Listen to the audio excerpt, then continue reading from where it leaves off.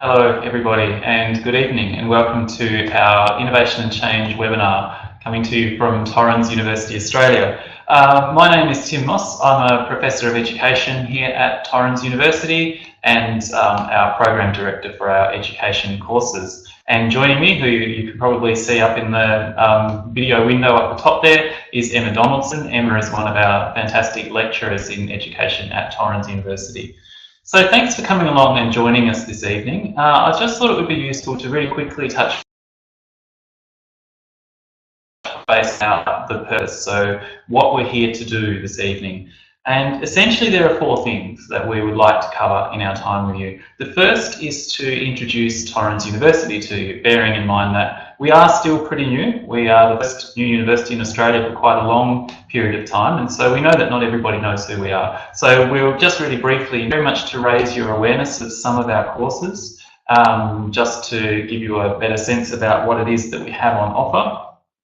We'd like also to introduce, just at a very basic level, some of the thinking and some of the ideas about innovation, about change that have informed the design of these courses. So we're not going to have the time to go into a really deep dive about innovation, but we'd like to just share with you some of our thinking about what does it take to be innovative and what does that mean for people in educational settings. And last, we'd actually like to get to know you a little bit in the very limited time that we have and engage you in some of this conversation about innovation and change.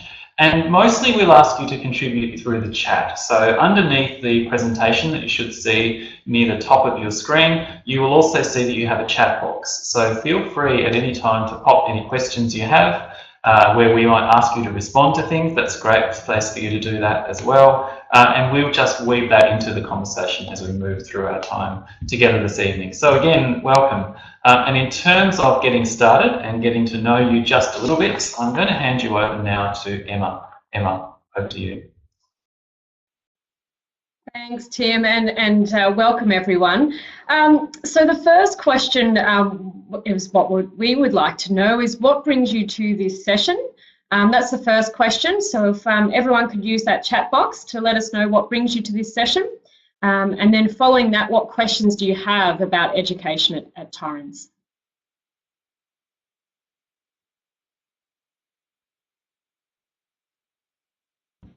We've often said that this is the point of the conversation where we need that wonderful music that was there in the waiting room to come back in. So please, we can see who's typing and we're aware that you're working on your responses now. So that's great.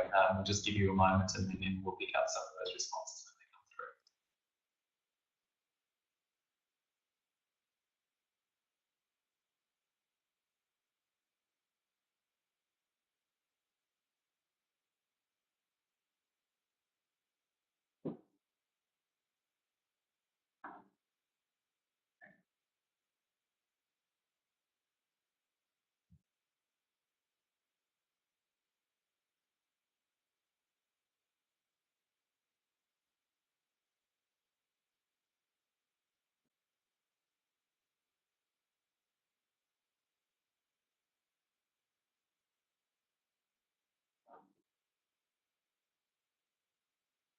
Excellent. So welcome, Gail, and you're a trainer and interested in the future of online learning.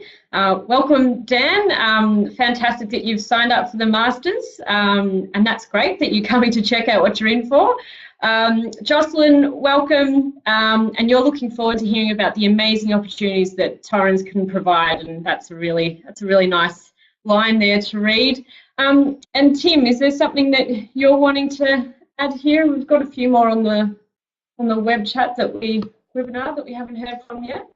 Yeah, so if those of you who haven't yet put a response in, please feel free to type in there. We haven't heard yet from Ezrina or Bikram or some of the other people who are here with us in the call, so please do feel free to take this opportunity to let us know who you are. The more we know about you here, we should say, the better we can tailor this session to make sure that what you want to know is actually going to get covered. So please help us to make this a session that's really going to work for you. And maybe those of you who have already shared why you're here, maybe it's time to start popping up there any questions you might have about Torrens. If you don't have any now, that's fine, but if you do, put them up.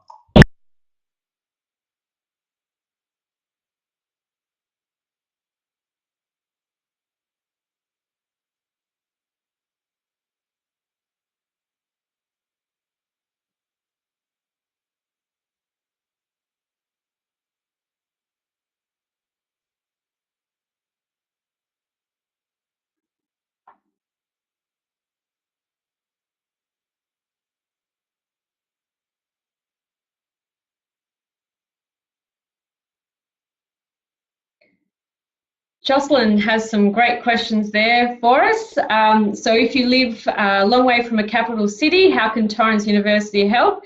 And vice versa, if you live in a capital city, are you able to join courses offered at campuses, etc.? And the answer is yes and yes, Jocelyn. We've got a number of our students that are located all over Australia in rural places and also in capital cities. We have our courses that are all online. And we're also starting to offer our courses on campus as well. Our support we're able to offer is obviously all of our lecturers run our online courses. And we also have, I'm trying to think of the term, Tim? Tony's position, it's gone from me, support coach. We also have our support coach, Tony, and she's able to help us as well.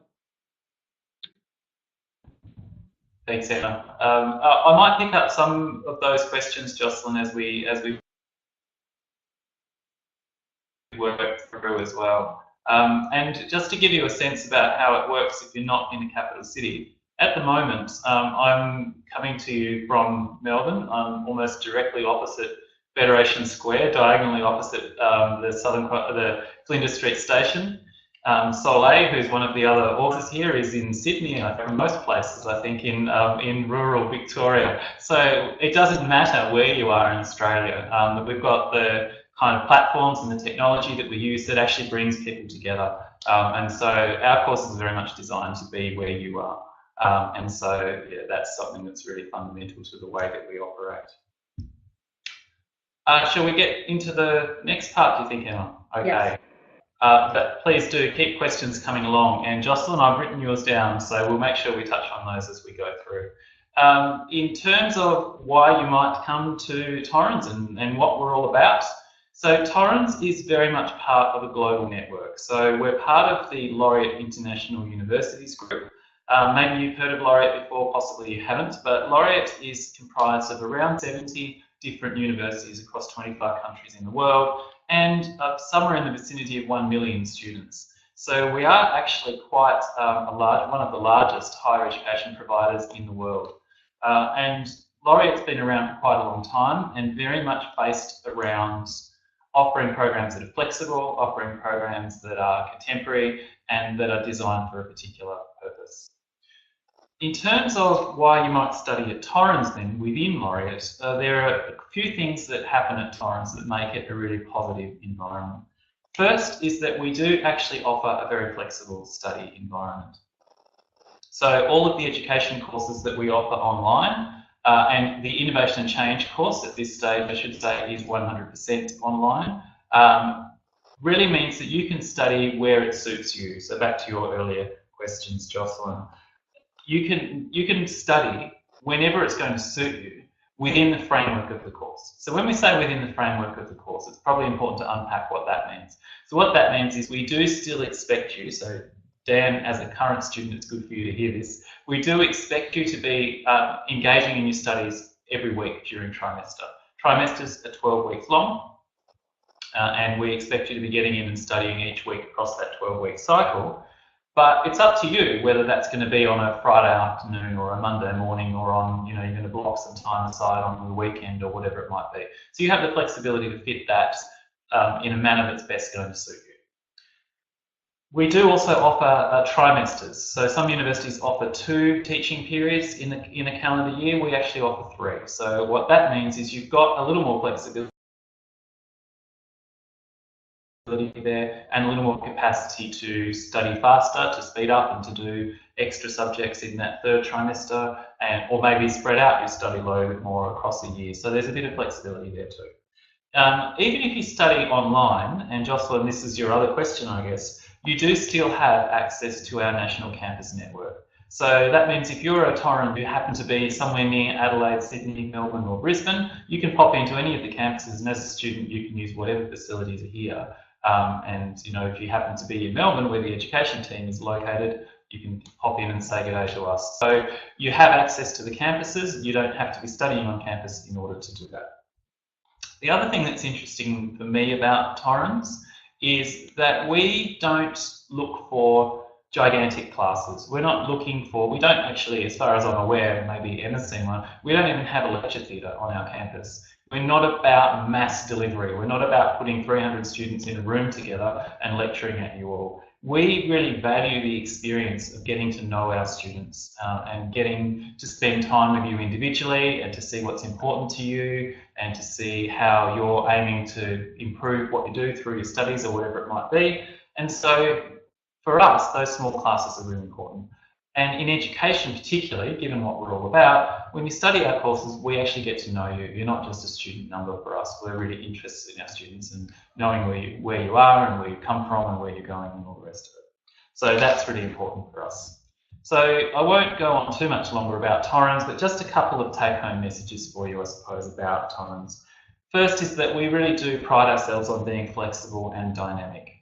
You have on demand, so you can log into our what's called our learning management system. That's like your online classroom, anywhere, anytime you like, and access those materials. And we really value that online community as well. So you'll be interacting with other students, you'll be interacting with your teaching staff, as you're doing with Emma and I here. And in Emma's classes, she runs really regular live sessions that are also recorded like this is, in case you can't make it along. But if you can make it along, you'll actually be having conversations with Emma and with other students about the course materials. So that's really important to us.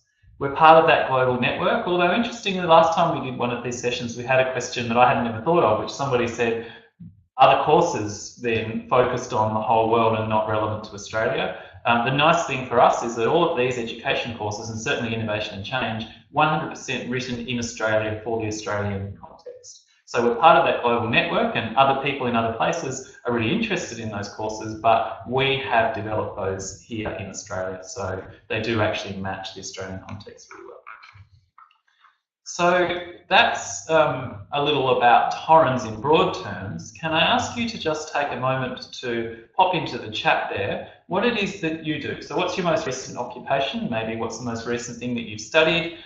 So we get a sense of who's here in the room with us. So if you're a classroom teacher, you can say classroom teacher. If you work in education support, you can say that. So just let us know a little bit about where you're coming from so that we know a little more again about who you are.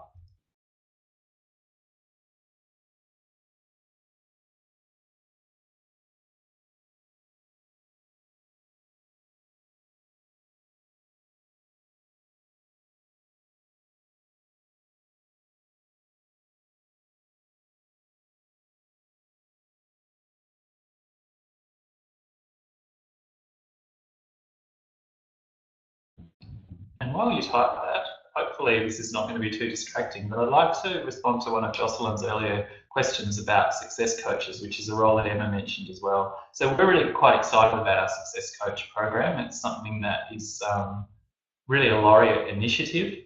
So success coaching means that when you start your study with us, you'll be enrolled in subjects. We call them subjects, other people call them units, other people call them modules, whatever they might be. So you'll be enrolled in subjects, but you will also have somebody who's assigned to you as a success coach. That person sits outside of any one particular subject that you're doing, and it's their role to provide you with support, to provide you with guidance, to provide you with advice, to really help you, number one, get the most out of your studies with us, and number two, figure out how you're going to use this to give yourself a professional advantage.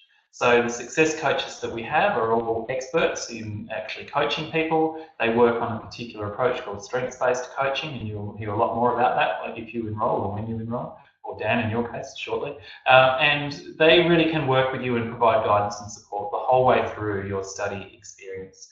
We are, as far as we know, the only university that's doing that in Australia, and certainly the only university that's doing it with our particular model that we use. So you really have someone who's there in that coaching role, helping you to improve, helping you to be focusing on the things that are going to help you get to that next level.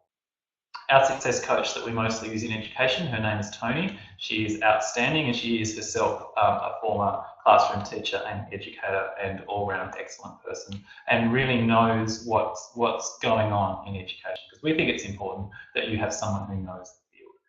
So that's what success coaching is all about. That's one of the key ways that we provide support that's a little different. Obviously, we provide all the other kinds of support as well that you would get at most universities. You can have library support, study skills support, counselling, all of those kinds of facilities are there, and they all come to you as online students, so you can schedule online appointments or after hours appointments or whatever works. But we also have that success coaching, so someone who knows you and is really looking out for you in that journey. So Dan is a teacher, but also in leadership, particularly with a focus on boarding and technology. You sound very busy, Dan, and those things are all fantastic for what our Innovation Change Suite is all about. It really is about that. We're looking for classroom leaders, we're looking for people who have new ideas, who are embracing new technologies and those sorts of things. This course is about helping you to take that to the next level. Hopefully, I mean, I'm sure you're already working at a very high level, but that's what we're really focused on. So Gail's trained in vet, in tertiary, and working in a youth jobs path program. So Gail very much, obviously still very much attached to education and working in that education field, and we really like people who have that kind of slightly different perspective on education as well. Both Emma and myself have worked in a range of roles that kind of work alongside schools and alongside teachers to support them as well. And Jocelyn, again, leadership and head of department, so very much that kind of leading from the classroom and leading from the front, so that's fantastic. We're just going to go really quickly around some of the key ideas about innovation that help to inform the course. And then, Sue, thanks for joining the conversation, Sue. Really great to have your contribution there. Sue is a learning support coordinator. Again, very much, I would say then, very much a leadership role in terms of providing that kind of support that informs what students are doing. Okay, let's talk innovation really, really quickly. I'm going to ask you one more time to just type in the chat. It's supposed to be a conversation, right? So let's get your ideas on this as well. Let's focus particularly on that first question there. So based on your understanding of innovation, based on your understanding of schools and how they work and change and all the rest of it, why is this something that's important? Now, I'm assuming that you all have an interest in innovation because you're all here and you knew very much what this session is going to be about. So tell us why this is important to you. What is it about innovation that you think is something we need to be thinking about, and in your case, potentially engaging in some study on?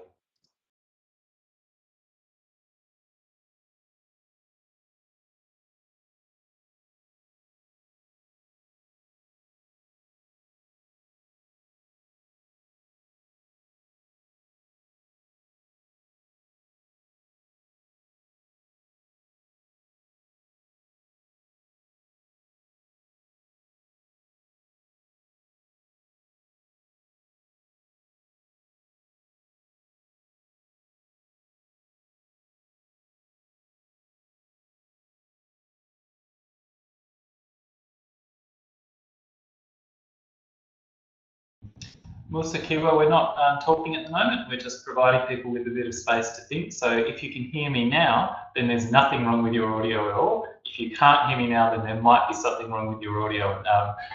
Maybe one of our other people will be able to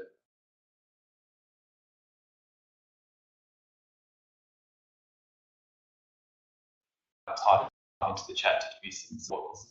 There's a better way. If you're not prepared to look at improving practice, then it isn't good for students. I want to pick one of that key idea there about being prepared to look at improving practice and that link between that and the classroom. I think that speaks to me about disposition, that, you know, as teachers, we have to be willing to keep looking for what's next. I agree with you 100%. Gail says innovation is a product of continuous improvement and creativity. Maybe, let's hope that it's something the robots won't be able to do. So yeah, it's interesting. It's about that continuous improvement and that same kind of mindset, I suppose, about saying, how can I do more? How can I do this differently? How can I do this better? Bikram, I can't really help you with that at the moment, but I know that our the support person who's been working has already referred you on to one of our course and career advisors. So please do be assured that after the session you will get some follow-up. Somebody will contact you. As I'm sure you can imagine, there's quite a queue at the moment of applications, so I'm sure it's in the pipeline, but somebody will check on that and get back to you. So Jocelyn's brought up an interesting point as well in terms of thinking about the qualities we might want to instill in students. And we've heard a lot about that in the last 5 to 10 years, about future workforce planning and even knowing what the jobs of the future are likely to be. There's some really interesting work done around that. And that shift in the way we approach schools to perhaps we need to be thinking about preparing students for flexibility, preparing them for a capacity to have divergent thought and to work through problems from multiple perspectives. And maybe that's what we need to equip them with rather than specific technical skills to perform a job. Maybe you agree, maybe you don't.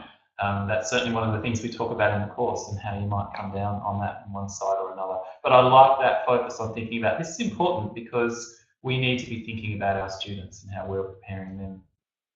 Dan sees innovation as important because we want to always be looking for ways to improve. And absolutely, the challenge then is how do you do that in a large organisation? I wish I could provide you with all of the answers in the next 40 minutes, Dan. I'm going to, we'll touch on the very, very surface of that, but I'm sure we won't be telling you anything new here. But the nice thing about the course is you will get a lot of process that you can put around your practice, and often it's that process that's the piece that really needs to fall into place. One of the pieces, of course. So here's one we prepared earlier. So we were thinking about, well, what does it actually mean to be innovative? Or I guess another way of phrasing this in terms of the way we've responded to this is to think about what does it take to be innovative? So being innovative is not easy. It's one of the hardest things to do in an environment because what you're doing is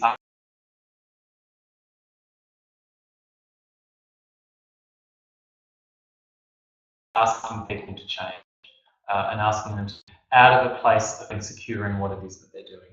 So if you're going to do that, or if you're going to be successful in that, we would argue that you need these three things. You need a particular approach and a particular kind of knowledge, you need a particular set of skills, and you also need a particular disposition or mindset.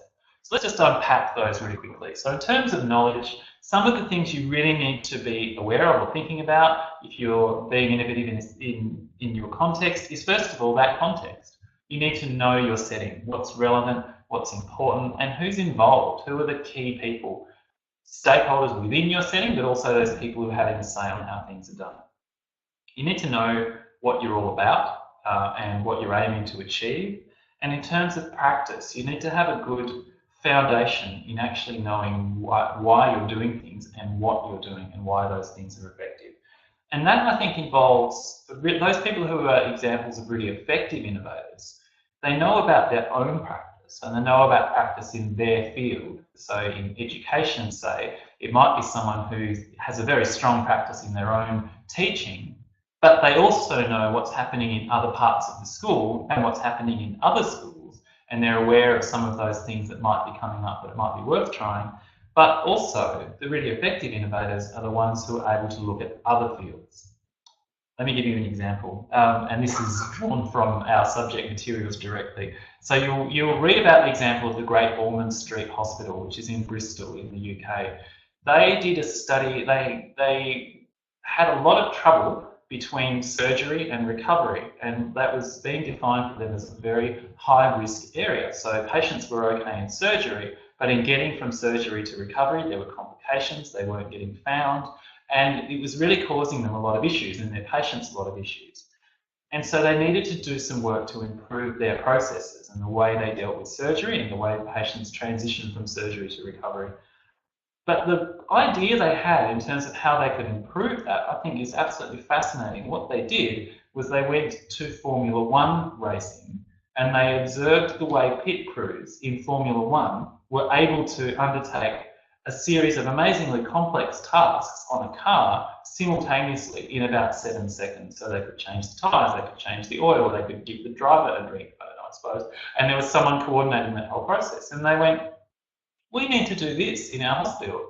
And so they came back and they did a lot of process mapping. They looked at how they were giving information to the next person in the team. They said someone needs to be in charge of all of this. In the hospital situation, I think it's the anaesthetist now. And they really remapped their whole process based on something that was happening in a completely different discipline.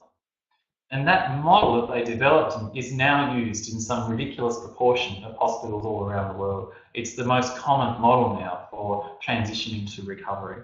So something that seemed completely out of left field was shown to be completely relevant and really able to enhance practice. So that knowledge of what's going on here but also what's going on in other places is really, really important. Then you need a set of skills. You need to know how to make change, and that involves application. So you need to be able to do things and put ideas into practice. It involves process, and it involves the most critical thing, which is bringing people along. And we'll talk more about that in a minute. And that last thing, which you picked up really clearly in your comments, Dan and Gail and others, was looking at that disposition, so that you won't be innovative if you're not looking for opportunities to change and improve. It really has to be driven by that. And I'm from a background in the arts, and in the arts we talk about creativity, but what we really mean is the capacity to think in a divergent manner, which means not just go at a problem from one angle, go at that problem from multiple angles and try different things and see what's going to work. So think differently and look for gaps. If you've got those things in place, that knowledge, that set of skills and that disposition, that's probably a pretty good foundation, I think, to start thinking about innovation. And the other thing, of course, you need there is patience. So let's think about what that means in a classroom setting. Now, please bear in mind, I'm not here to say I have all the answers and you don't know anything about these things. We can only cover so much in the time that we have, though. So let me just take you through what we've identified as some of the key elements in leading change in the classroom. And it's not rocket science, it's pretty straightforward stuff. But we would argue that if you're going to be making change, these are the 4 key elements that you really need to be attending to. First is purpose. People aren't going to engage in a change process if they can't see that it's important. So you have to establish a need. Change has to be driven towards resolving a need, addressing an issue, making things better. So that's element number 1. Element number 2 is place, and this has 2 meanings for me. First is that it needs to take the context into account, which might include resources, and one of those resources might be time. So any kind of change and innovation you're planning needs to be grounded within that set of what's available to me in this setting, or realistically what's available to us in this setting. You might have an idea to completely, and this is another example from the course, you might have an idea that you want to completely transform learning spaces in your school. You want to knock down every wall in every classroom. You're going to have entirely open plan. It's going to be an outdoor classroom because you've knocked down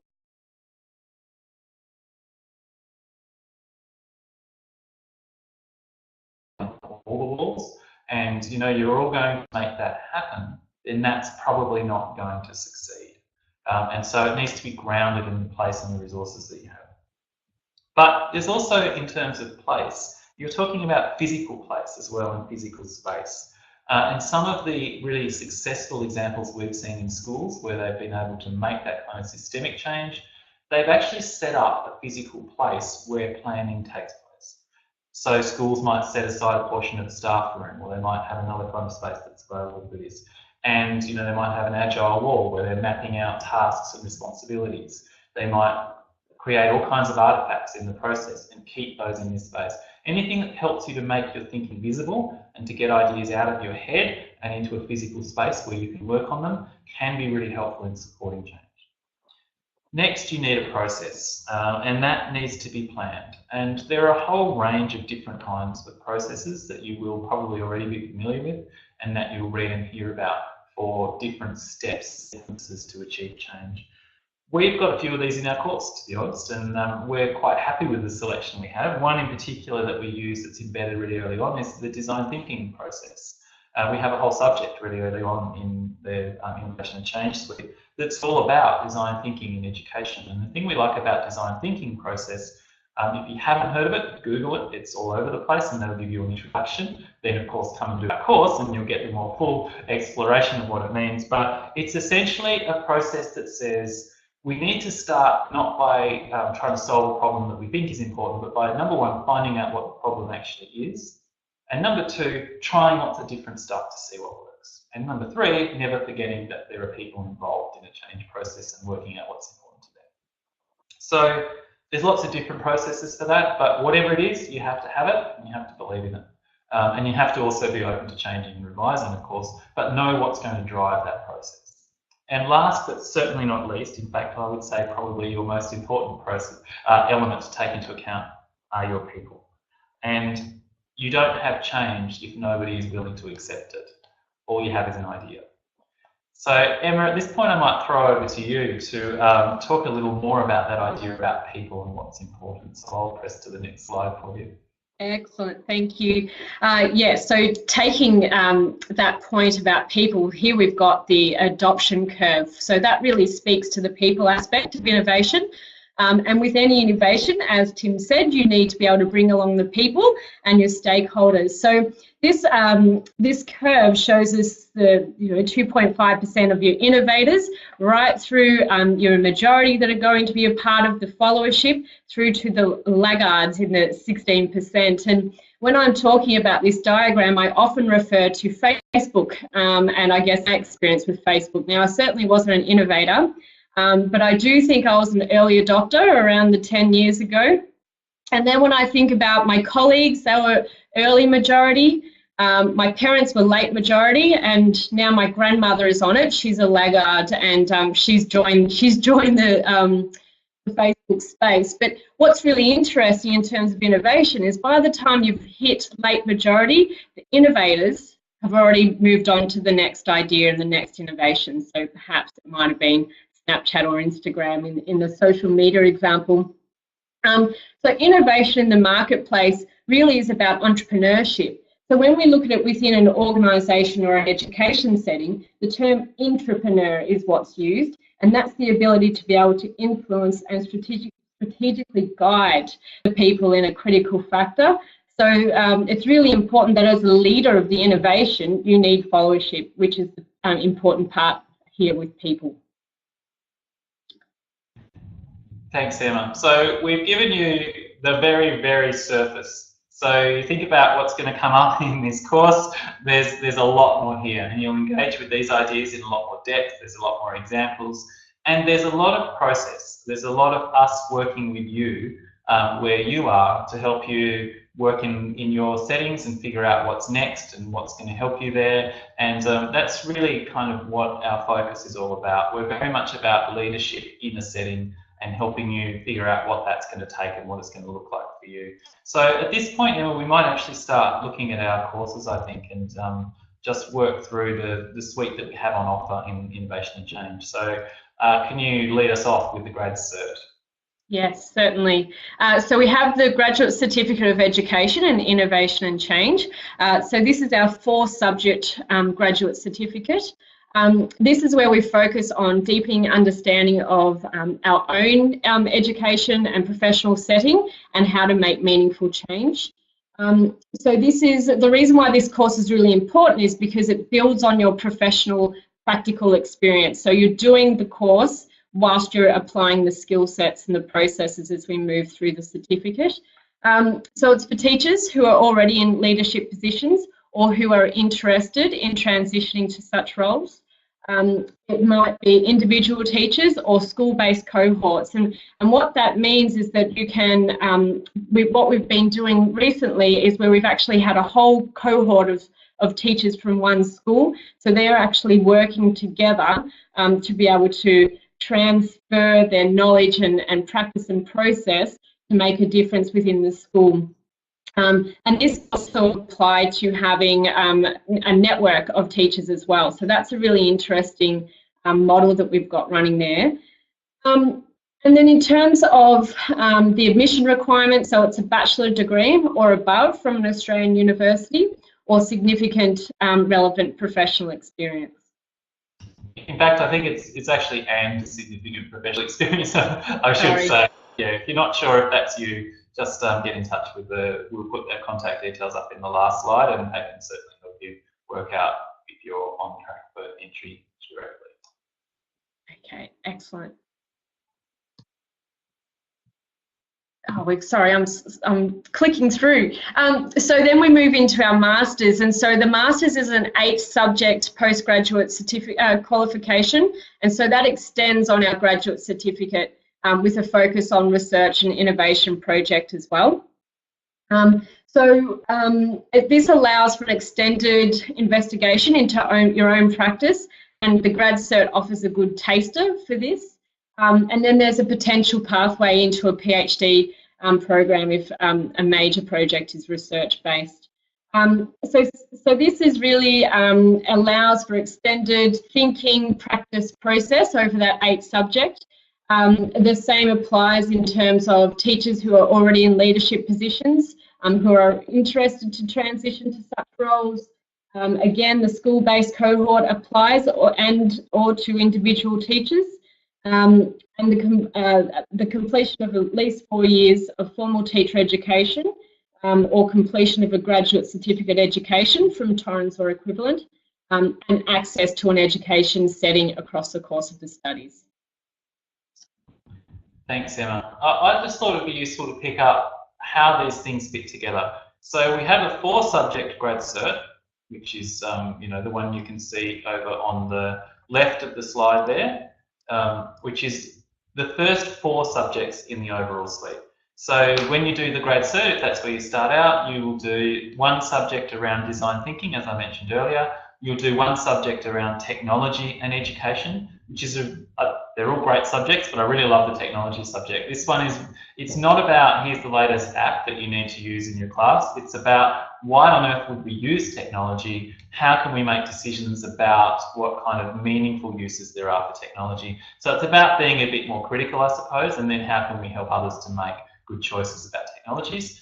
Then there's a whole subject around innovation, and that's really about thinking about, well, what does it take to succeed in innovation? We've talked about some of those ideas. Most of the material we've brought here is from the first week or so of that particular subject, and it really goes into a lot more depth and starts to ask you to explore your settings and figure out about how ready that setting is and all the rest of it. And then there's a minor project as well, which you'll do there, which is very much about putting all of those ideas in a way that's meaningful for you. So thinking about what that might mean for your practice, are there things you want to change, are there things you can improve, and starting down that path. Then you can take those 4, that's me, I'm done, and you can take at that point the grad cert Innovation and Change.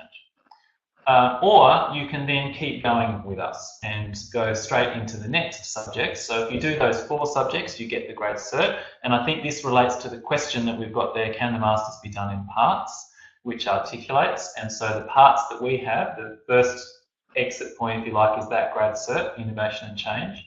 And then after that, we have the masters. So you can enroll in the grad cert and then keep going and switch your enrollment to a masters, or enroll in the masters once you finish the grad cert. Or you can enroll in the masters up front. If you know you want to do the whole 8, or you know doing a masters is important, then go straight into the masters. First 4 subjects are the same, by the way. Then in the masters, you'll add on these other subjects which are pitched at a slightly higher level in terms of academic challenge. There's one there around professionalism, and which is really about how can you kind of make a case that you're an expert teacher and a leader in your school or your setting. And there's a subject around interpreting education data. Every time we speak to principals and people about this course, they say, oh, that one sounds really useful and really important. Because we know that as you start to move into leadership roles, this is one of the things that you need to get better and better at, which is how can I look at some of the large-scale data, some of the smaller data that's coming through about schools, about performance, about students, about all of that. How can I make sense of that, and how can I use that as a basis for making good educational decisions? So that's been identified as a bit of a gap in the field when we've gone to our advisory boards to talk about what did leaders in schools need to make change. So that subject is all about that, and I want to take that subject. It's a really, really good look at this, and it takes a really interesting and deep dive into how we use data in education.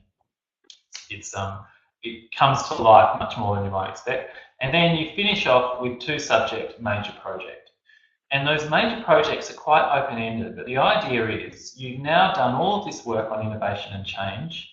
Go and do it, and we will support you in that. So we give you a scaffolded process. We take you through, drawing on all the information and all the learnings you've done to that point, and actually enacting a change in your setting, whatever that setting might be, and then collecting the evidence about how that's gone. And look, because this is the real world, it's probably that you're going to do several iterations, and not everything's going to work the first time. So you'll try something, then you'll try something else. But the reason we felt that was important as a finishing point is, number one, it's finishing with practice. It's giving you the opportunity to take all of this and not just keep it as theory or ideas in your head, but actually taking it and making it real and making it work for you. And also because it gives you at the end of the course something that you can almost use as a portfolio of practice. So when you're then talking to people about what you did, when you might be going for promotions or when you might be applying for leadership positions in schools, you're not just saying, oh, I've got good ideas. You're saying, I can make ideas into reality and I can make these things work. And here's the evidence coming out of the course that I did around innovation and change. So we think it's really important that you come out of this as people who can do innovation, not just talk about innovation. So that's kind of what makes up the suite. And as I said, it's as flexible as we can make it. So the first 4 subjects are the grad cert, the next 4, major project has got 2 subjects within it, just thought it would make more sense to put them together. They make the masters. You can enrol in the masters to start with, or you can enrol in the grad cert and then continue on to the masters. We have that degree of flexibility. Now, 8 subjects. A subject, a full-time load, if you were doing nothing but studying 40 hours a week, would be 4 subjects. So each subject is roughly 10 to 12 hours of your time every week across a trimester. So take that into account when you're thinking about how much of this you can do and how long it's likely to take you to complete.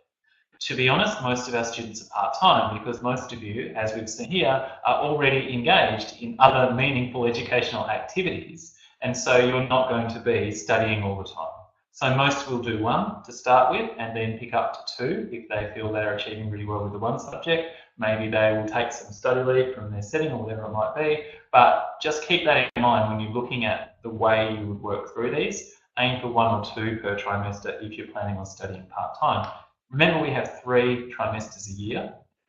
If you did just 1 subject per trimester, that's just over 2 and a bit years, almost, well, just under 3 years to complete your whole masters doing just 1 subject at a time. If you did 2 subjects every time, you're talking about 4 trimesters, so just over a year, having still studied part-time and coming out with a master's course. And if you did it full-time, you're looking at probably 3 trimesters. Bearing in mind we don't offer everything every trimester, and some of these have sequences that you need to do 1 subject before you can do another. So there's that flexibility to think about how quickly or how slowly you want to move it through. Again, coming back to an earlier conversation, one of the advantages you have with us is a success coach and me as a program director and fantastic accessible lecturers like Emma, and you can talk to any of us about your study pathway and how you're planning on moving through, but your success coach will be the one who will be making contact with you to talk to you about those sorts of things and come up with a plan that's going to work for you. Here's what our students say. Emma, please, back to you. Absolutely. So here's what our students say about our innovation and change courses. This student said, as someone in his 40s, I initially found the online study to be quite a unique and confronting higher learning experience. However, once I realised that I was sharing and building upon ideas and passionate educators working all around Australia, I couldn't have been happier. I have found documenting my thoughts in online discussion forums to be very intellectually rigorous practice. It has been extremely valuable reading the reflections from my peers who have had time to sit down and consider my contributions. Now, this is the last part that Tim and I are talking for. So this is where we're going to sum up. So this is why we think studying education at Torrens is exciting, challenging and different. So first point there is it's relevant. So it's connected to the profession of teaching. It recognises the context of our learners and incorporates reflection on these contexts. It's authentic, so it enables learners to develop, practice and receive feedback on the skills and knowledge that they will draw upon in their setting and or context. It's engaging, so we promote active learning and draw on multiple dimensions, so personal, social, academic and professional, as well as intellectual. And it's inclusive, so we have flexible delivery, as we mentioned earlier in our webinar, in how content is applied and how assessments can be organised and presented. Then we look at our subjects and their practice first, and we're very proud of that, that we have, we work from application to theory, not the other way around, that it's experiential, so it's about understanding the experiences of individuals. Education is about people. It's developed by experts, so experts to co-construct with relevant experts, and this is a really powerful point of difference that Torrens offers. That we've got a range of people in practice that are consulting to us to develop our subjects. And the cohorts, so we've also talked a little bit about the cohort model. So that's designed so that learners will work together, share observations about their practice and so on. So some courses we do offer, as I mentioned, to these to a group of teachers and stay in nearby settings. So that's something else for you to think about. Right. Thanks, Emma. Do you want to maybe just mention the cohort you've been working with who are in South Australia? Yeah, sure. So we've got a cohort, as Tim just mentioned, at a school in South Australia that have, I think there are 9 a part of that cohort, and they've all engaged in the master's course. And they're all in a range of different areas within their school. So some are in leadership, some are in assistant principals, some are leading their information technology, some are classroom based, so a whole range, and they all come together once a week together on campus in Adelaide at our Wakefield campus. And what they do there is they unpack what they're doing within the school, they utilise the content that we have online, they interact with me through our what we use, Zoom, is our typical online webinar type experience that Tim and I are doing today. But obviously it's a bit more, it's more interactive in terms of we have everyone's on video that we can all share. And so what's been really exciting is that part of that cohort, some of the members have actually gone on to other leadership positions whilst doing the masters. So they've been able to continue to work within the cohort model whilst using their master's degree to move up into those different positions. So it's been a really exciting experience with just that one cohort alone. Thanks so much, Emma. It's been really exciting for us to kind of watch them develop and grow, and I think the real power is when we come back to the idea that you people are one of your most important resources. To have a whole group of teachers who are working together on this has been amazing, because they're able to bounce ideas off each other to say, hey, we just read about this idea, how about we try that and see what happens? So that's been a really powerful experience. But even if you're not part of a physical cohort, you will still be part of the online cohort, and we very much value that. And you'll find in all of our subjects we have lots of opportunities for you to interact with other students and to share your ideas and to talk about the context, and that's a really important foundation for what we do. So I've studied online a few times myself. I'm not great at it, and I find it a very isolating experience. But the nice thing about this is that it's not isolating at all. You'll spend a lot of time working with others and discussing ideas, so on and so forth. So that's all from us. Obviously, we've mostly focused on innovation and change, and we're mostly focused on our courses with just a very small taste of some ideas about innovation that we think are important. Is there anything we haven't covered? You've all given up now 49 minutes of your time to come along and listen to Emma and myself. It's really important for us that we address anything that you've come along for in particular. So please, if you do have other questions, if there's anything that's not yet been resolved that you wanted to find out about, please ask those questions for us now. Or even just pop a comment in the chat to let us know that we have answered your questions. That's useful for us to know as well. So over to you again. We don't have any more talking to do, but we've got at least another 11 minutes here with you. So if you do have questions, now's your chance. So please type away.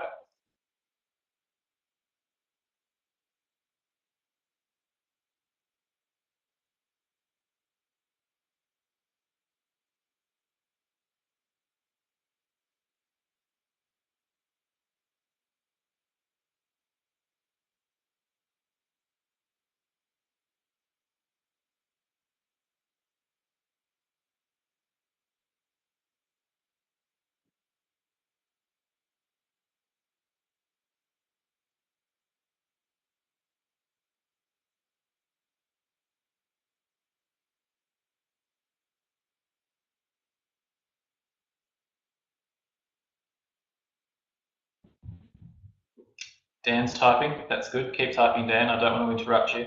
What I will do though is just flick to this slide. So if you have had your questions answered, you're thinking, I'm good, I'm where I need to be right now and thinking about innovation and change, or starting to think about maybe studying some more on innovation and change, please, if you have any more questions that don't get covered, anything comes up for you later, you'd like to know a little more, then please don't hesitate to contact our course and career advisors, and there's the email address there on the screen. Just go to our homepage and there's about 1,000 other ways of contacting people too. So if you lose this email address, it's never too late. You can go onto the website and find those details there. Dan, that's great. I'm pleased that you're on board and that you're looking forward to getting started. And yeah, I think you'll enjoy what's ahead of you. It's a really exciting course, and we're really pleased to have you along. So that's great.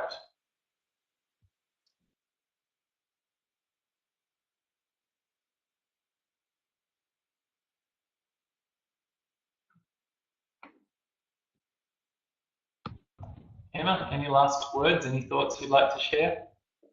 No, it's just been a pleasure to be able to interact with everyone here, and I'm looking forward to seeing Dan, given he's already enrolled, and hoping that this has been informative for everyone. Great. Thanks so much, Emma, and thanks everyone for coming along. Seeing no more questions, we'll call it a night. So thanks for your time, and Dan, we'll definitely see you online shortly, and hopefully we'll see a few of the others here as well. Thanks very much for your time, everyone. Good night. Bye.